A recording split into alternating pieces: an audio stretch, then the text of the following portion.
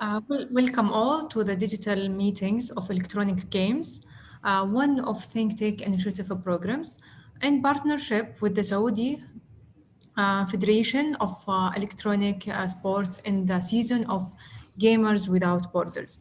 First of all, let me introduce myself to you. I am Alanud Shwaer, General Manager of Knowledge and Digital Content at the Ministry of Communications and Information Technology. ThinkTech Initiative is the umbrella for a strategic awareness project in Saudi Arabia launched by the Ministry of Communications and Information Technology in collaboration in its gaming version with the Gamers Without Borders initiative to anticipate developments in the world of electronic games and spread knowledge to the community of this modern sport. By attract all these interested in it to help reach Saudi Arabia to be one of the forefront of innovative countries in the field of electronic games and achieving the goals of Vision 2030. Today, we are talking about the global online gaming market and the likely path post COVID-19. Welcome again, and I will leave you with the host of this meeting, Mr. Marush Bizak, and our guests, Mr. Chester King and Mr. Marcus Dimful. Thank you so much, and you can have it. Thanks a lot, Alanud, and welcome everyone. Thank you for joining us on the session. Hopefully we'll have a good discussion on the post-pandemic world in terms of gaming and esports. My name is Marush Bezak, and I'm an engagement manager at EY Parthenon based in Dubai. Here with me is Chester King from British Esports Association, and also Marcus Dimful from EY Parthenon based in Germany, in Düsseldorf. So without further ado, let us kick in the discussion. And I'll hand over to you, Chester, and Marcus to say a brief introduction about yourself. Thank you very much. Yeah, so as well as being the Chief Exec of the British Esports Association, I'm also a Vice President of the Global Esports Federation, and I co-chair the Technical Commission. And my other co-chair is the Head of Esports for Tencent, and we choose the titles that are going to be going into the Global Esports Games, which have been announced for Singapore the end of this year, Istanbul the end of next year, and then Riyadh in 2023. I'm a member of the IOC's, the Olympics Esports and Gaming Liaison Group that was founded 2 years ago. And last summer, I was made a trade advisor to the British government on esports education.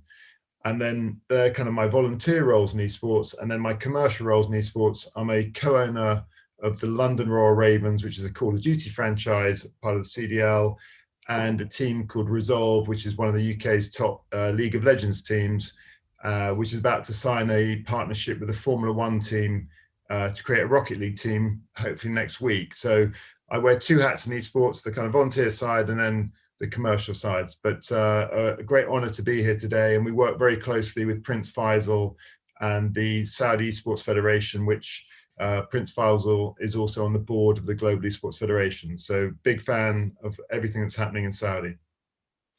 So yes, let me continue. I'm Marcus Dimfel. I'm a partner in the TMT practice of EY Parthenon Strategy in Germany. And online gaming esports is one of my core domains. So we work globally on a number of strategy projects, but also executed a lot of commercial due diligences in the field of esports, gaming peripherals. So very happy to join that discussion and to be here. Amazing, amazing. So let me frame the discussion a little bit. We have just behind us a period of immense growth across gaming and esports, undoubtedly fueled by the pandemic and the stay-at-home orders. People were locked down in their houses, and many of them discovered gaming as a new pastime, but also an activity that could have brought families and friends together in those times of hardship. So our industry essentially played a big role in this term to sort of help smoothen out a little bit the effects of the pandemic, and that has been rewarded by the immense growth that the industry has experienced. Now the question is asked: what's coming next? What do you think is awaiting the industry?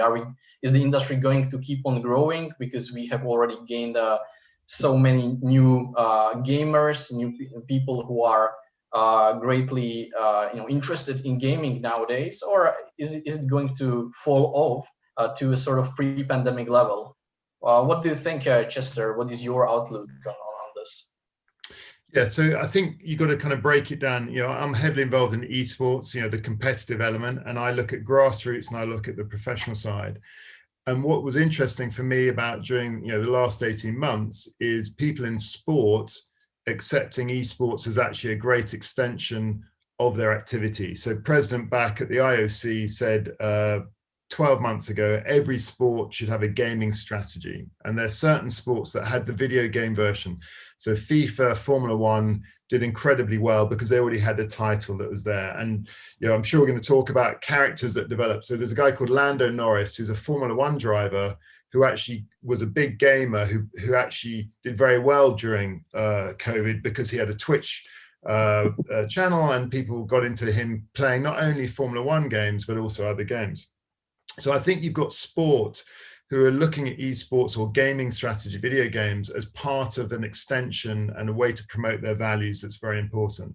You've then got pure esports titles like League of Legends or Call of Duty or CSGO that had a huge growth because people understood the competitive element. And what we did during lockdown is we helped charities and sports organizations understand that they could use esports as a way of communicating with people but staying competitive. So we ran, for example, British basketball's national tournament to select British players playing a game called NBA 2K, which is a digital version of basketball, to select a British team who then went on to play in the European NBA 2K championships. And it was really interesting that people could represent their country playing a video game, a virtual sport of their actual sport, and people hadn't really got that around. So I think what's happened is we've gone up a step for people who are into sport, who now understand the values of video games.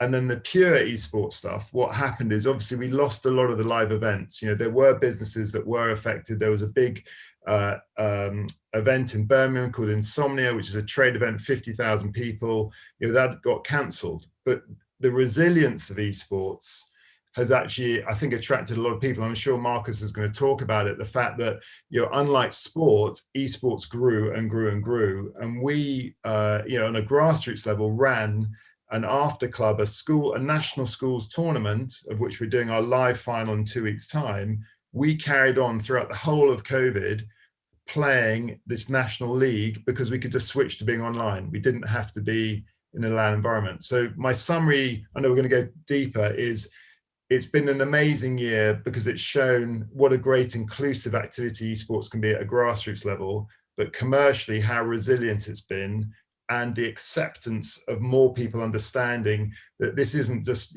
wasting your time. There's huge values in esports, not only to promote your sport, but also to actually in the activity, how impressive and how great it is for your mental health.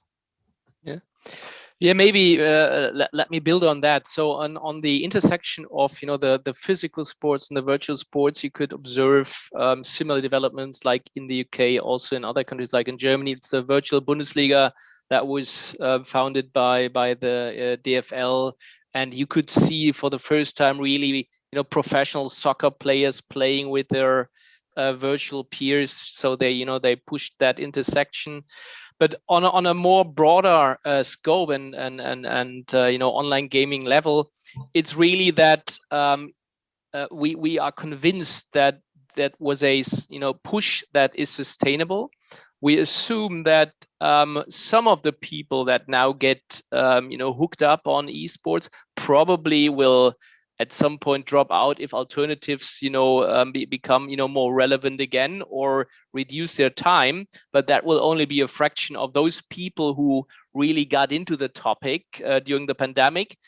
sometimes fueled because of alternatives, but they found out that this is a very interesting way in communicating. It's very popular, means of communication also for the younger audiences. A lot of sponsors found, this attractiveness. Some, blue chips really found their way into that segment. And probably, it won't be the same like, the Fortnite effect where you had a new generation jumping onto, that domain and they all stayed. But we see it as as an accelerator, and growth will continue. It was very steep before COVID. It took an extra push, during the COVID pandemic. But the growth will continue, and I think an aspect that is of utmost importance is that to our understanding, the social acceptance of esports has grown tremendously, and it's across a wider demographic. So that's why we are convinced that topic will be more relevant in the future. I think both you and Chester, Marcus, you have mentioned social acceptance has grown. It's probably connected with what I have mentioned also at the beginning, that families and friends got together in their homes and started playing more. Was this really a challenge, the main challenge, or that esports and gaming was facing in terms of the wider societal acceptance? Was there a sort of a generational gap or generational issue that had to be sort of unlocked or unblocked by this series of events? Yeah, I mean, so we did quite a lot of research around this year. I'm 50 years old. I've got a 20-year-old son, and I've got a wife in her kind of late 30s. There's a generation here about when technology was around and when proper esports was around to play. Video games in my generation, you couldn't you couldn't play against other people, so things all changed. So I think there are a lot of people of my generation who that, for example, know different genres of music. They know classic hip hop, reggae. It doesn't mean they listen to it, but they understand it. But if you say to you, are your kids playing a MOBA or an FPS or a battle royale? It's all gobbledygook. Whereas the generation below, my son was born in the year 2000. He would always game. In his mind, he's going to game all his life, and he's going to play esports all his life. So there's a different set. It's just technology was around for them. So I think the question about socially acceptable gaming, this is where sport has advanced, because in most of the sports video games, you're not killing anyone, right? Or eliminating anyone is the more appropriate word. So, but they're games like Rocket League, which I think is just, for us, is our poster child esport, because you're playing football with rocket powered cars. So there's the fun of, reality, but there's a bit of a link with kind of understanding what it is. The key thing, and Marcus said it, was about brands understanding about it and what's acceptable and what's not acceptable. I think one of those challenges has been around within sport. We all know, subject to when there's COVID, when the Euros are on, when there's an F1, when it's the Wimbledon final. But in esports, there isn't that organization yet of setting out years in advance of the structure or a calendar in esports. And that's been a challenge for brands and sponsors who go, right, this is my next 12-month budget, and I want to allocate it to esports. But there's no events type thing. So I think the social acceptability is linked to the commercial acceptability that brands know and can plan going forward. But yeah, so we've seen a big change of that. But it's people like Lando Norris, for us, who's a professional sportsman who does play Call of Duty or does play other titles, that have made it actually more acceptable. So I know in France, Gaël Monfils is a big advocate of Twitch, and obviously he's a very famous tennis player, and he's been gaming. So it's all been combining. And I think, understanding why is a title 18 rated as a game. So in Europe, we've got a thing called PEGI, which is the system of rating all video games. Why is Call of Duty 18? Why is CSGO 16? Why is Valorant 16? Sorry. So I think people are trying to understand, and I personally, I'm very upset when when a parent says, "Oh, my son is gaming," and I go, "What game are they playing?" And the parent doesn't know. So I think we're now educating them that there are differences, that your 13-year-old daughter shouldn't be playing an 18-rated game. But I think it's more awareness rather than just hear a game, just getting into that detail. Yeah, and yeah, absolutely. And I think that is also something, besides the, the rating issues, it's really about, due to the lack of alternatives on the one side, like, where people normally teamed up in physical sports, and the situation that, for a long time, parents and kids were, in the same household for, for a long time. They had, way more interaction on those topics. And I think that was something, that is a question of awareness, and then really in the next step in understanding, what are your kids playing, also because my son is 17, and it's just a matter of communication. They watch something on a streaming platform, and then they communicate with their fellow peers, on that issue, but also on other issues. And it's just something that probably a lot of parents haven't been exposed to in the same degree that they have been exposed during the pandemic, and that of course will fuel the social acceptance. I think it's also fueling the acceptance on driving the gender neutrality in gaming. More and more female gamers are entering the field, and it's nothing that is typically male or young male or whatever. So I think that's just a catalyst, and that will drive the overall acceptance. Yeah, absolutely. I think great points here. And what I would probably sort of try to explore here is that in my experience, my parents, the generation of my parents, for example, I'm 32, they knew gaming as a sort of a pastime activity, but that has not been taken very seriously, or it would be something you would spend a couple of hours over the weekend on and then just move on, but it would never be even potentially something that can bring a check home.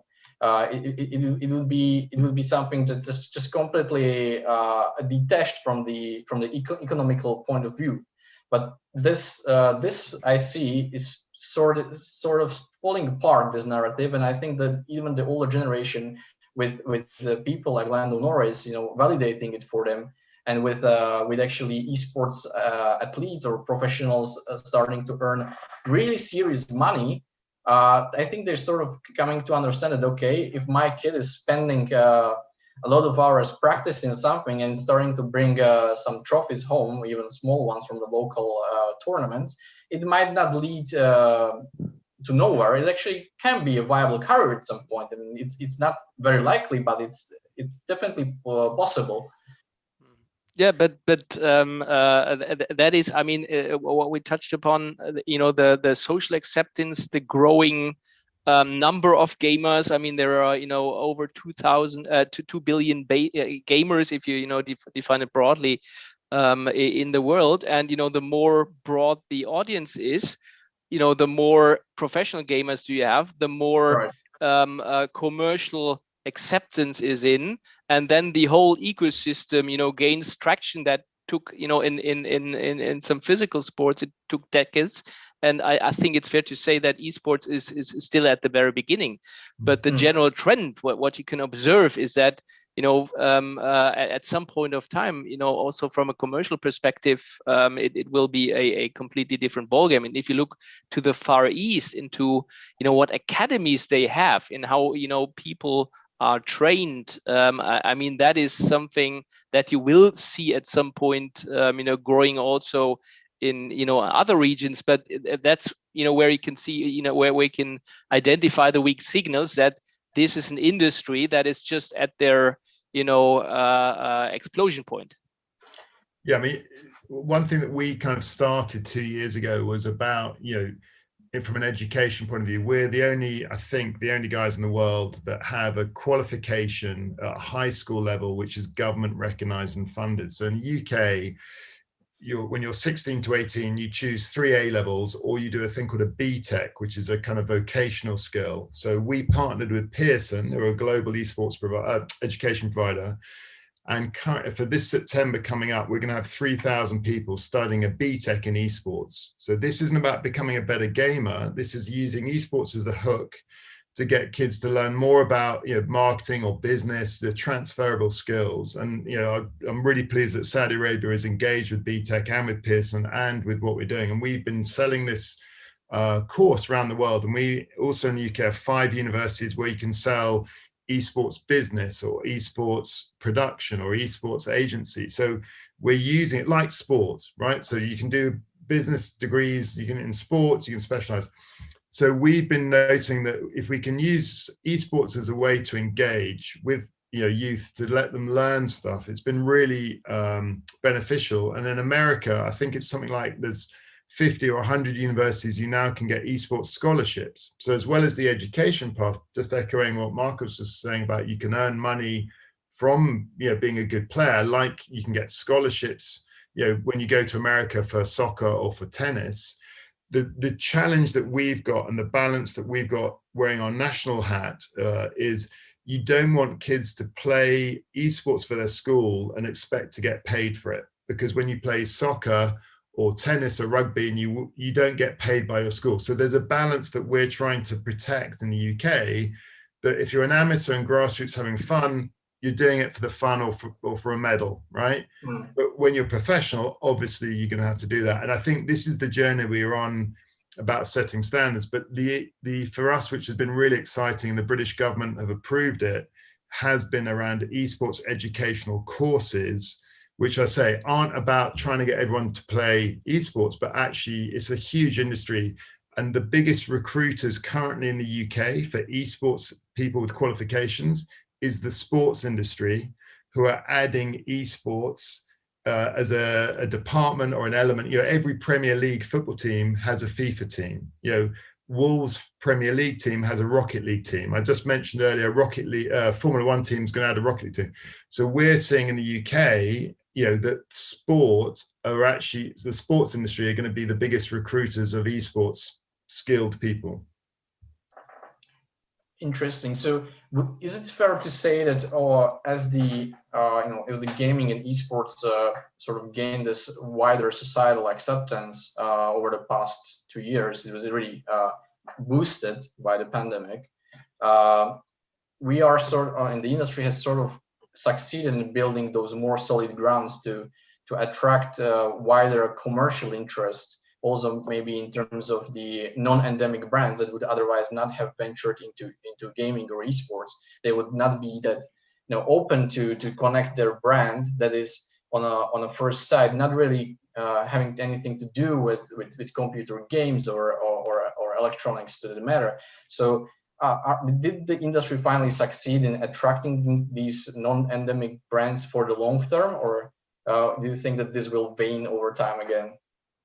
No, I think they already found their way into that industry beforehand. So of course, you know, everything started with the components and peripheral device brands that were very close to the esports segment. I mean, that's something that is probably a natural process. But I think even before COVID, you know, a lot of the blue chips realized that if they want to, at least for, you know, some parts of their products or services portfolio, if they want to address a specific, you know, demographic, if they want to reach young people that they previously probably have reached, you know, on soccer, you know, they found out that it might be the right spot to go into, you know, sponsorship for, you know, the flagship events, for, you know, sponsoring teams, because, you know, if you want to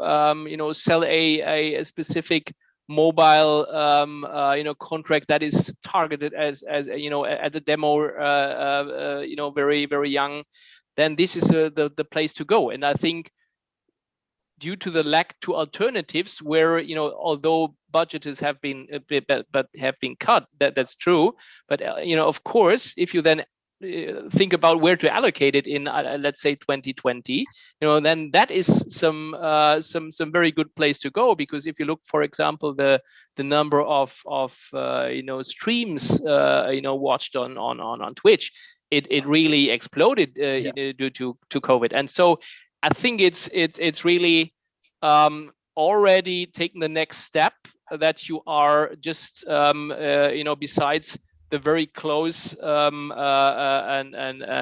narrow peripherals and components brands, or wider technical companies, it's just reached also the point where you want to, or where you have a chance to address a specific demographics, and that will, as we discussed before, the demographics that you can address via esports will widen and will deepen, right?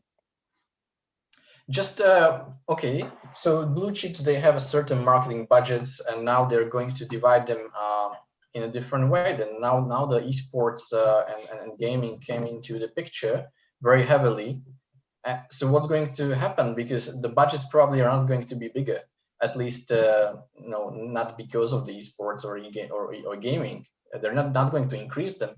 So who is esports, or which industries is esports and gaming going to cannibalize? I mean, natural answer would probably be sports, but is that going to be necessarily true? So yeah, I'm going to tell you a very funny story to me anyway. So there's a big brand, I'm not sure, anyway, there's a big alcohol brand. Okay. And I said to them, why don't you get involved with esports? It was a very general thing, and I don't promote a single specific title. I promote esports, because, and exactly what Marcus said, this is a great marketing channel of getting to youth, or getting to people that don't otherwise use traditional media anymore, right? So I had this interesting chat, and there was no angle. I was saying that I'm here to help you understand. So the person who was very senior said, first of all, we have an issue with gaming addiction.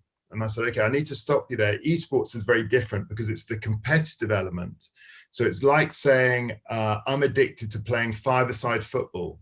There has never been an article ever written about esports addiction, but there has been about gaming addiction, right? So you need to, and I was saying this to the brand, you have to understand the difference between these two things. And obviously you can get addicted to anything in life, right? But you need to understand what we're talking about is the competitive element is very different to, let's say playing against a computer.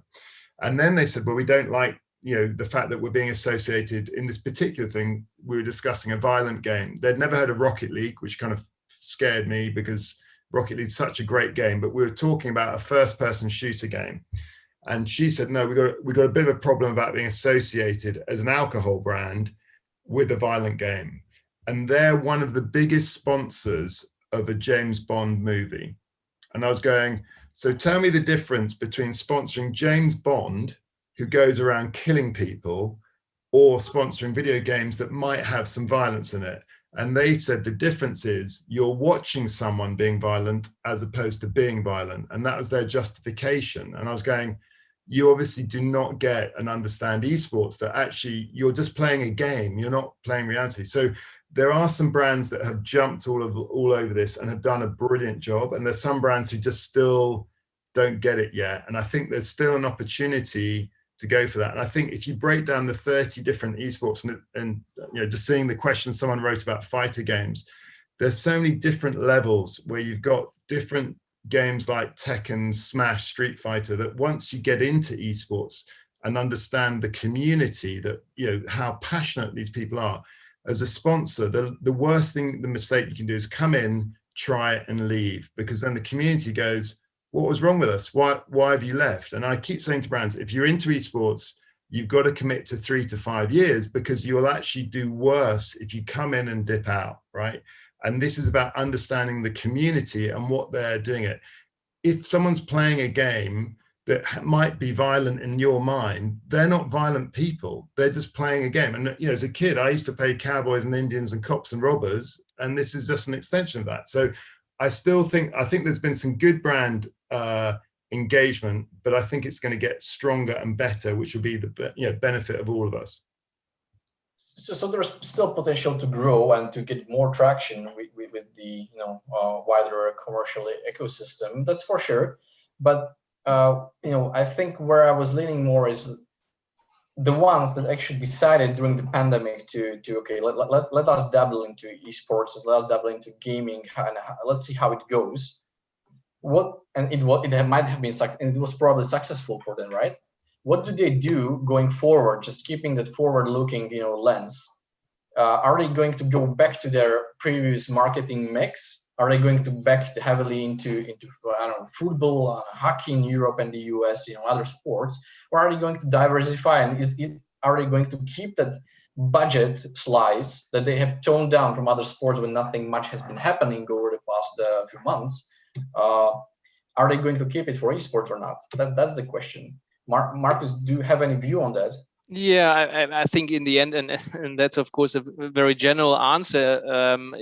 They will look at the data that they generated, and they will decide on where is my dollar spent, most effective and efficient, and they will do their math. But I don't think personally, that due to the actual current state of the industry and the way if you compare it to let's say professional soccer, where you have really huge price premiums that you have to pay. So I don't think that they will shift everything back from esports. I think it's it was, although the amount of marketing has increased compared to the overall marketing budget that those brands have, it's still a fraction.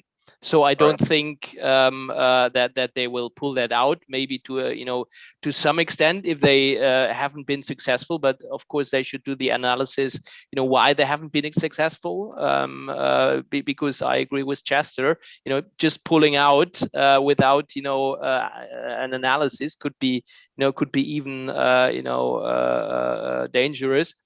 But that's why I think that they will look onto their budget also with respect to the traditional sports, the physical sports, and will probably adapt to what happened to the audiences. Because if you look to the audiences of these events, of course they rather decline the media rights rise. They will go to pay TV, and if you have a sponsorship model where you want to reach a wide audience, then it's really a question of where to put that money.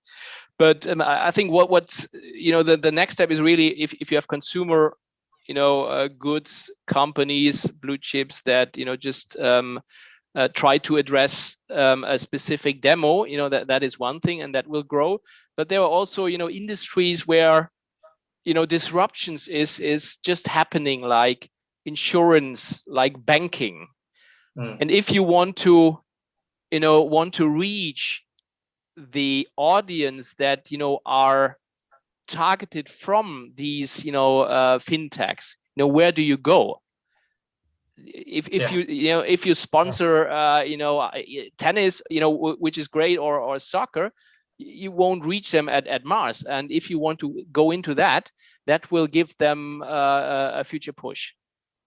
Yeah, I mean, just echoing that. I mean, if you think, so for us, Barclays Bank, which is a domestic bank but very big in the UK, they hedged their bets. They sponsored 6 League of Legends teams, right? And they actually made a very funny video because none of the 6 League of Legends team made it to the finals of the NLC.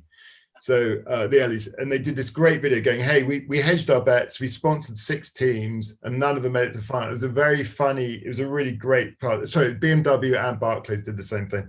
So the food deliveries companies have made massive growth. The one thing I would say about esports is the trackability is fantastic because it's a digital sponsorship. So what I would say is how effective the return on investment or the analytics are in the esports industry.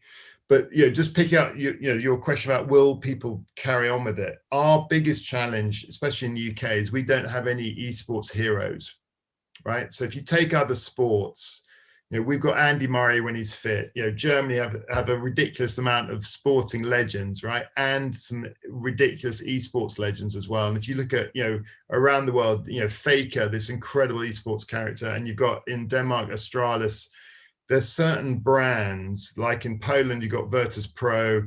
There's certain hero brands that have made it. We don't have that yet in the UK. So as a sponsor or a brand in the UK, you don't want to sponsor a team that comes third or comes fifth. You want someone that wins something. We haven't quite achieved that. And when people ask about the journey that we're on as British esports, the journey we're on is like British cycling. They did an incredible job in cycling, winning the Tour de France, winning all the gold medals in cycling.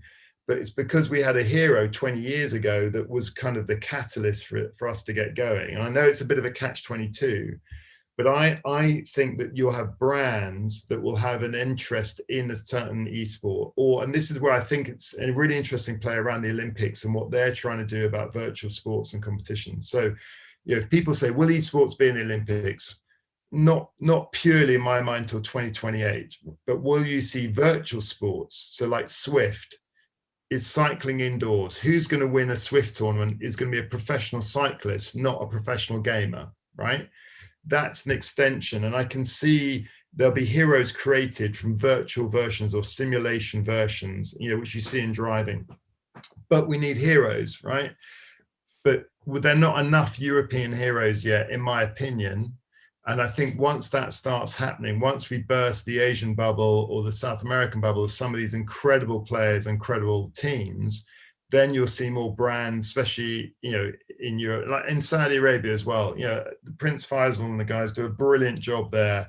I'm envious of their diversity mix. I think it's like 43% of female gamers in Saudi, which is incredibly high. They're doing a great job. And I know that they've had a Saudi player that's won a FIFA World Championships, and probably FIFA. I know FIFA and Call of Duty are up there as very popular titles.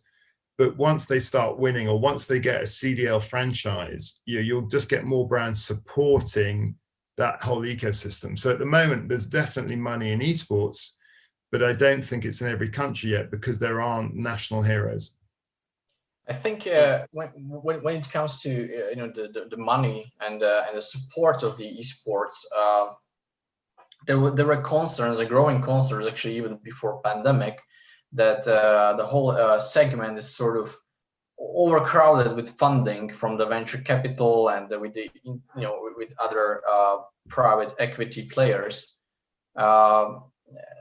I think the pandemic gave it a boost as an industry, which probably helped out with terms of meeting the KPIs and showing the positive trajectory. But any kind of or would you actually, let me position as a question, would you think that any kind of a slowdown might be detrimental to further interest from the private sector? For example, lately we have seen in the UK Fnatic raising money through equity offering.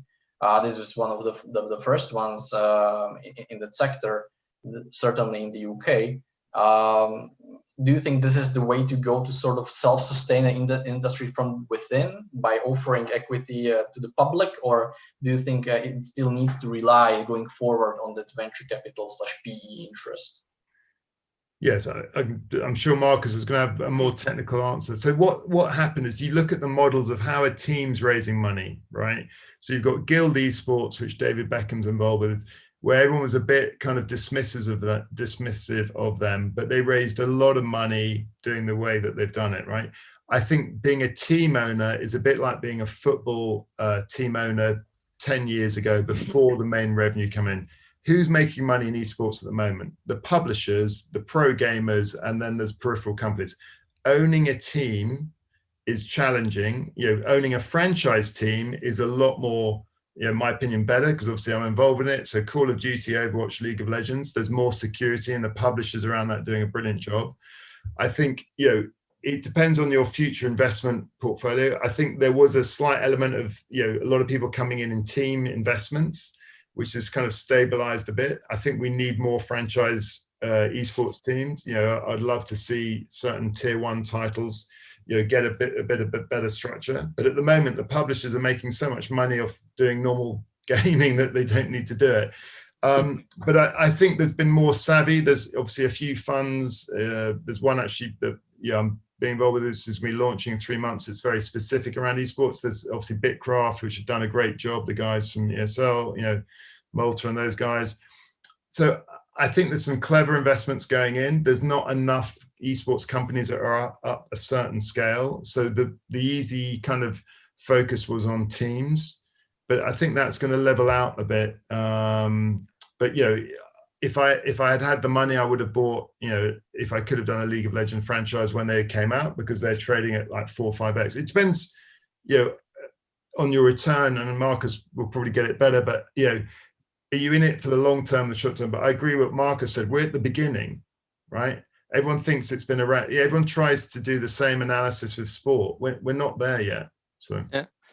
No, I totally agree. And you know, MTG/ESL or Bitcraft Ventures, as you mentioned, they are doing a tremendous job, and they're really pushing the industry. And you know, we admire them for what they are doing.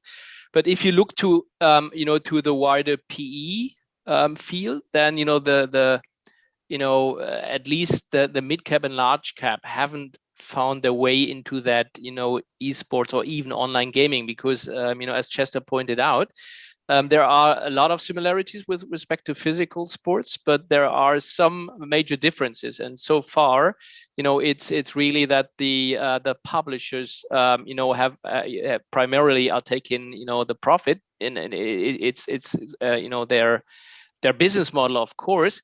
But you know, given the state of the industry, it's difficult for, you know, a classical PE approach, because sometimes it's hit driven. You know, it's if you just you know, buy a team, you know, it's not classically what you can leverage, where you have, you know, projectable cash flows and stuff like that. But I know that, you know, nearly every fund is looking into that industry, and everybody is trying to find its way in. It might take some time, but the interest is, you know, in general is there. And you know, and then when, you know, the economics start to change, and you know, the differences that are currently, you know, separating a similar commercial model, you know, like we've seen in physical sports, if you know, if these blur, then of course the interest from, you know, from private equity will, you know, will even increase. Yeah, right.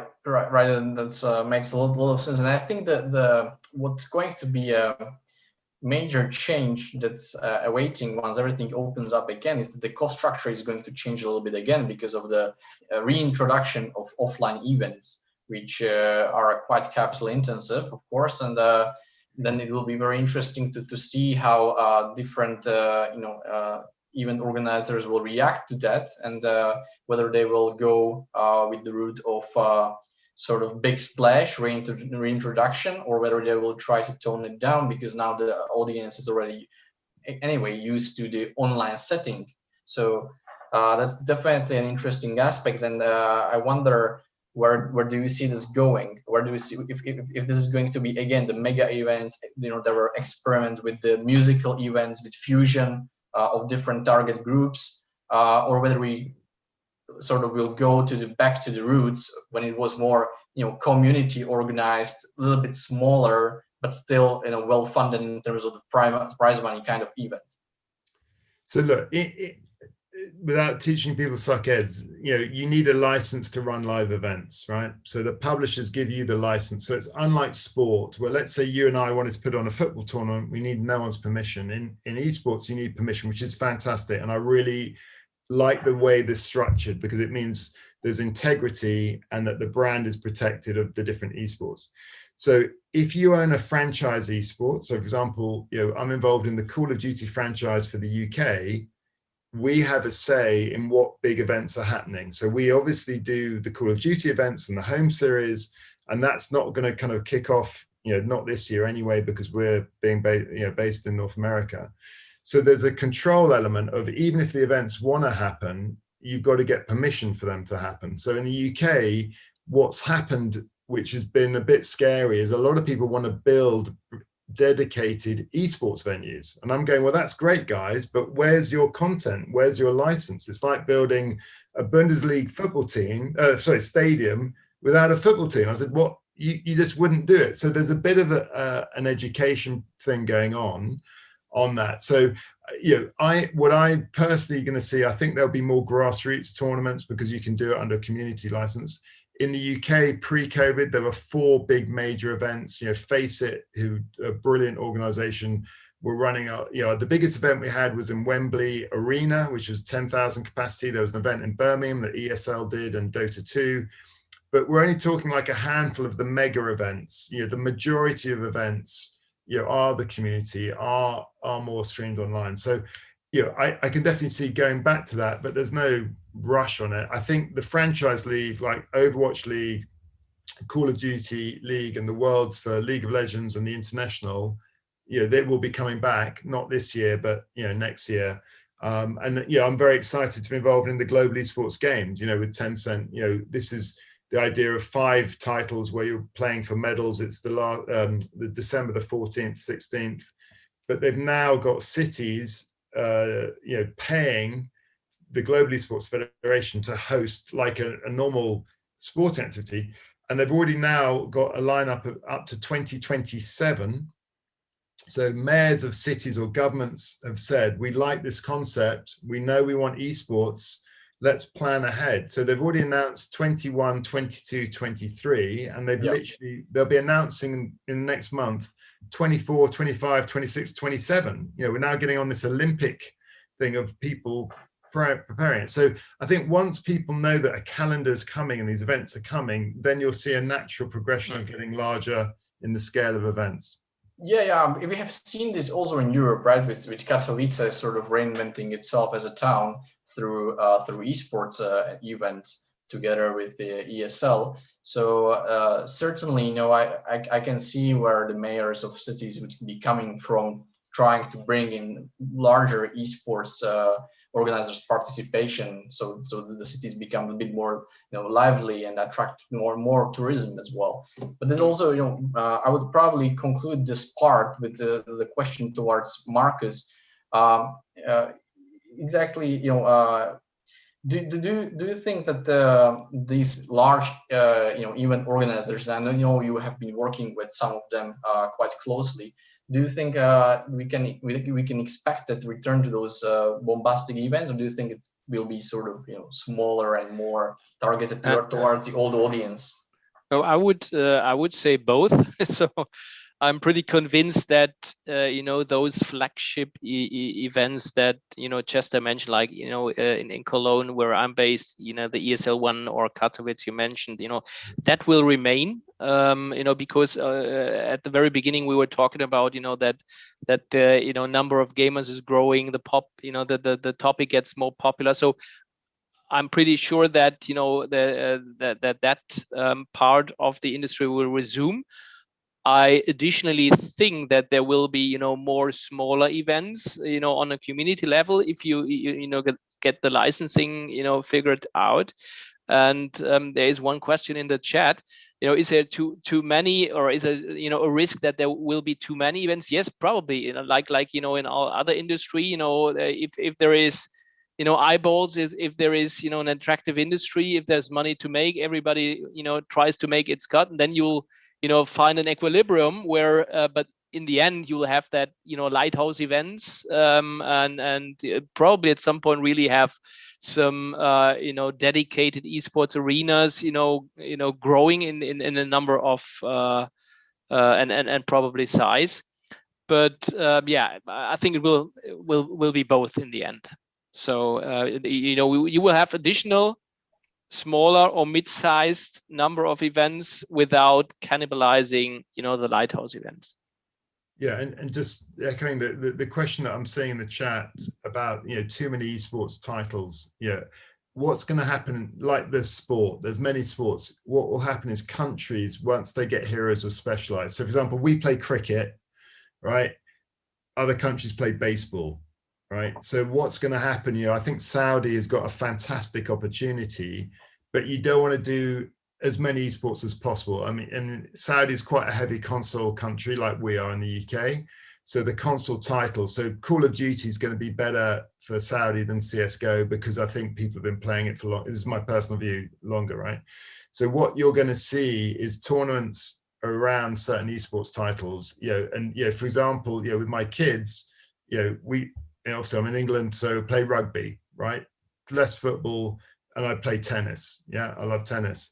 But in other countries, they might play golf or whatever. I think you're going to see regional popularity. Like the Japanese gaming culture is incredibly different to the Chinese gaming culture, because obviously their console, they've got Nintendo, they've got Sony, it's vastly different. So I think, with Saudi, there's an opportunity for people to specialize. And I know the vision of 2030, I've been speaking to a number of people about, the great plans that Saudi has and the opportunity Saudi has, as long as we sort out the servers and the ping rate, which obviously is incredibly important. So I don't think there are too many esports games, because it's like saying there's too many sports games, but I think it's just, why are you asking that question? Because actually, if you love League of Legends or if you love Dota, then that's the only game you're going to play anyway. So it doesn't matter that there's 50 other esports titles. My son only plays one type of video game, and he's played that for the last 10 years. So, but new video games or esports will be coming out, but it's more around genres rather than a brand new genre. So, PUBG and then Fortnite, there's different FPSs, look at Valorant, Riot have done a brilliant job with Valorant. It was a brand new game a year ago. They've got 70 million people playing it. So as I say, I think you'll choose like a hobby specific esports titles, and it just depends on the angle. Are you thinking about it from a commercialization or as a hobby? So in answer to the question that I'm just seeing in the chat about too many esports titles, I think it's like sport. There's loads of different sports. So I don't see it as a negative. It's just what's the reason you're asking that question. So. Yeah, I think, very valid points, certainly. I think that diversification across countries and different markets already has been the case, to be honest. I mean, CSGO is probably more popular in some regions than the others. CSGO probably not so popular, at least at the highest competitive level in Asian regions versus Europe and North America. So this has been going on and probably will be even more profound as the whole industry will continue growing. But part of the questions from the public here that I see is also about a very controversial topic of in-game transactions, and I think it would be a nice sort of way to discuss the growth of the industry post-pandemic, because and not because of the pandemic, but even just before that, the in-game transactions already started to be very important in terms of generating revenue, and not only from the esports titles, but also from titles of normal online consumption, typically multiplayer games. And because of that controversy of some business models around that, we could probably see it as a sort of a risk, right? Is this sustainable, and is the industry going to find a way that comes up to come up with the perfect model that will be both moral, ethical, very young age, permittable, at the same time profitable or sustainable? Because this is a big question here. But I might give it a first step. So in my view, it's of course you have to be very careful with the way who is purchasing that is that really done by the parents, so that you don't get into problems with that. But if you look to the mobile industry, you had this whole journey from the online browser games back in 2005 2010, and then everybody moved to free to play and in-app purchases, and that is a development that has taken place. And if you look into different publishers, it's also interesting to see. And as I stated, we are doing a lot of work in that field, and some are really going into the ad-funded model to say, okay, there are players that just want to play. They don't want to, to pay lots of money, and they play and get advertising, or it takes them a little bit longer. And then there are other aficionados who are willing to pay. And so in the mobile world, we are already there. It's a completely different set. So in console, in the PC, it's still a different way. It's more the traditional one. You buy something for 60 euros or whatever. But I think that is a path that will continue because it gives flexibility, and it will give a chance to differentiate according to the preferences of a target group, and that of course will also depend on the underlying infrastructure. China will probably be as they are mobile first gaming country, and they won't go into console. They are not heavily into PC, so they are focusing on mobile, and then it's more natural probably because people are used on the mobile.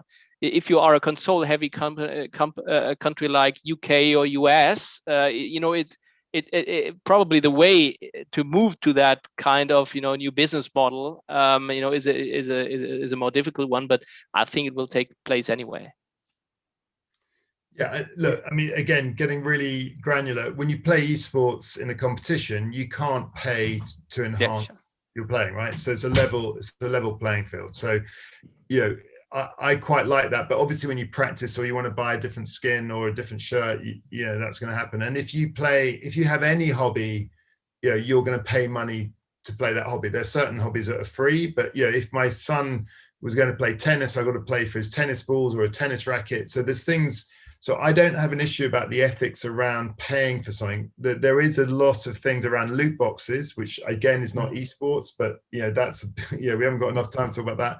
I do have an issue about that, and I gave my opinion about that with the UK government, and they're changing the rules on that, and that I do get. But to change your skin or shirt or do a deal in Fortnite where you're wearing the shirt of your favorite American football team, I don't have an issue about that. But I think they've got to make their money, and they're developing these games. And once you understand about the complexity and the cost of running an esports, you have multiple reactions on different servers. You get that, right? And that's why I quite like the Fortnite model that they were giving back by doing these huge tournaments, which obviously didn't carry on in 2020, but they acknowledged that as a way of going back. So I think there's a balance between charging for charging and charging. The loot boxes thing is a different conversation. But obviously when you play esports, you can't pay to enhance your play. And that's why I like working in the purest element of video games of esports. Right. Yeah, I mean, I think, looking at it through a lens of esports, I think it will be very rare when the business model or the model of making revenue would be, sort of in the gray zone.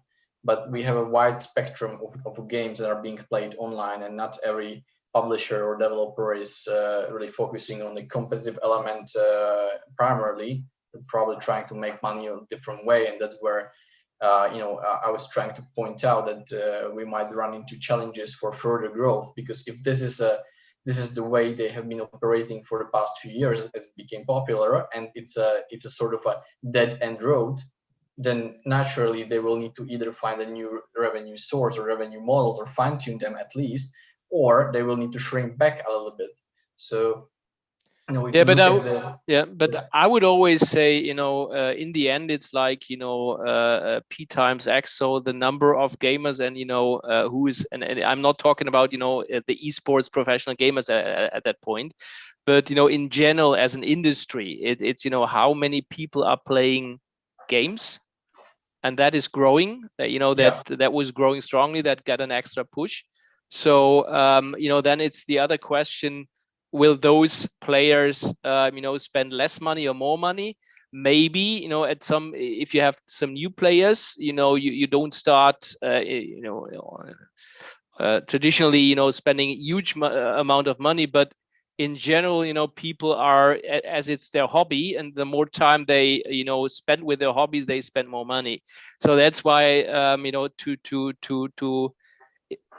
to conclude, I think in my view, both drivers of the market growth are intact, and it will of course look different in different regions and with respect to different games. But in general, I wouldn't expect the market to shrink or decrease because you just at the beginning, and of course it won't be like in 2020, all the way along, and you'll have your slowing growth. But in general, I think it's a very positive industry. Right. So basically, the foundations are there; they're not going anywhere. And maybe we will not have a chance to grow so rapidly over a very short time frame. The growth might decrease a little bit, but what we have gained, or what the industry has gained over the past year and a half, is probably mostly going to stay where it is, and just will be built upon going further. If that would be the I think that makes a lot of sense. Chester, would you have any concluding remarks on that?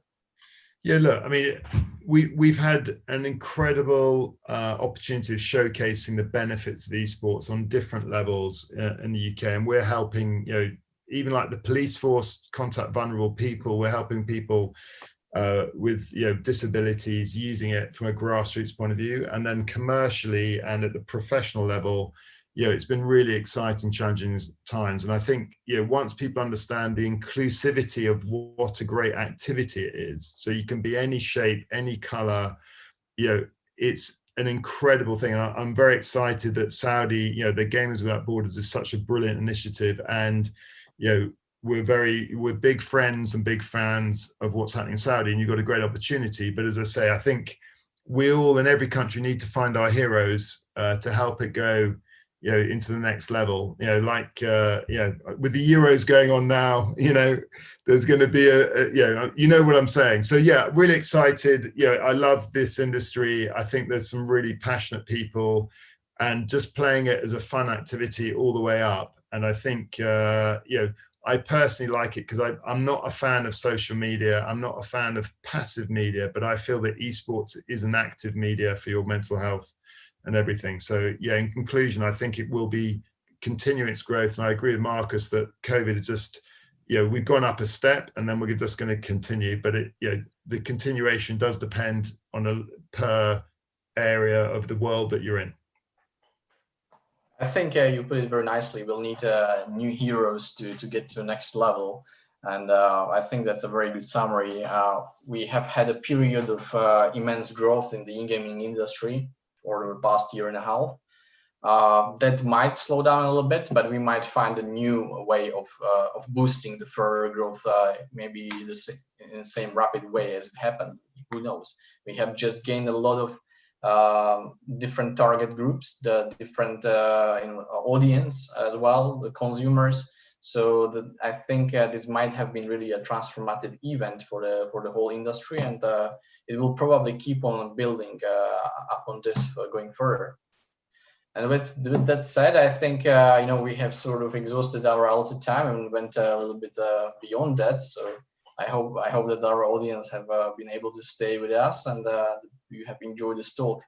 And with that, I would probably hand over to the team for the conclusion. Thanks a lot, and thank you very much, Chester, and thank you very much, Marcus. Thank you for moderating and hosting. Thank you very much. Thank you. Thank you very much.